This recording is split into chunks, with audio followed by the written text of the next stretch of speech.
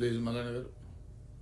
Sir, ఇవాళ మండలిలో ఒక అత్యుత్తమమైనటువంటి బీసీల చర్చ, ఎస్సీల వర్గీకరణ చర్చ జరుగుతూ ఉంటే విపక్ష నాయకులు బీఆర్ఎస్ పార్టీ నాయకులు ఈ సభలో ఉండి ఈ వర్గాల మీద ఉన్నటువంటి ప్రేమ, ఈ వర్గాల మీద ఉన్నటువంటి ఆప్యాయత చూయించుకోవాల్సినటువంటి అవసరం ఉండే అధ్యక్ష.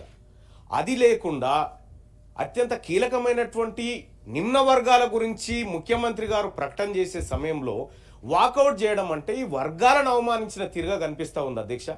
మేము ఎందుకు చెప్తా ఉన్నామంటే అధ్యక్ష, మేము ఇవాళ తెలంగాణ రాష్ట్రంలో ఉన్నటువంటి మెజారిటీ బీసీ ప్రజలు, మెజారిటీ ఎస్సీ ప్రజలు ఈ సభ ద్వారా మాకేం జరుగుతుంది మంచి అని టీవీల ముంగట కూర్చొని ఎదురు చూస్తూ ఉంది అధ్యక్ష.